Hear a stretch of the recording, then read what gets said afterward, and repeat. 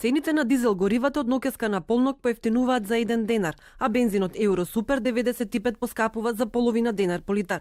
Но најновите предвидувања на Народна банка се дека цената на нафтата оваа 2018 година ќе скока, како резултат на намалување на производството на нафта на светско ниво.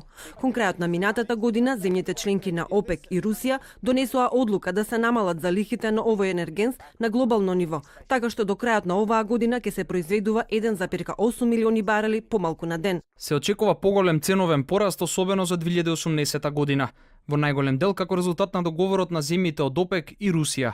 Од друга страна, за 2019 се очекува поголемо намалување на цената на нафтата отколку во проекцијата во октомври. Проектира Народната банка. Економистите велат дека први на удар ќе бидат транспортерите, но рано е да се каже како целата економија ќе реагира на повисоките цени на нафтата. А сега за сега не би можела да коментираме како би се движала економијата поради тоа поскапување, но би можела да кажеме дека исто економијата зависи од тоа како тој шок би бил абсорбиран од другите индустријски гранки, колку би можеле да го абсорбираат другите индустријски гранки овој шок и капацитетот исто така да го издржат шокот или поскапувањето на нафтата и индустријските гранки кои примарна дејност им е транспорт. Трговците со нафта во земјава велат дека потрошувачката на нафтените деривати во јануари е намалена за 20 до 25%.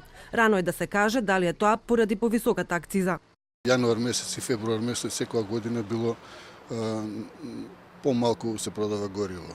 Ради народот се потрошени повеќе јануар месец и сепак тоа влијае и на потрошњата.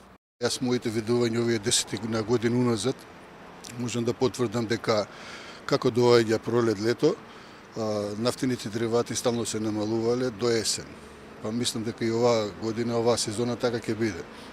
Почнувајќи од плинот, нафтата, се намалува. Цената на нафтата на светските берзи минатата недела падна од највисокото ниво во последниве 3 години, што е последица на растот на производството во САД и јакнење на доларот.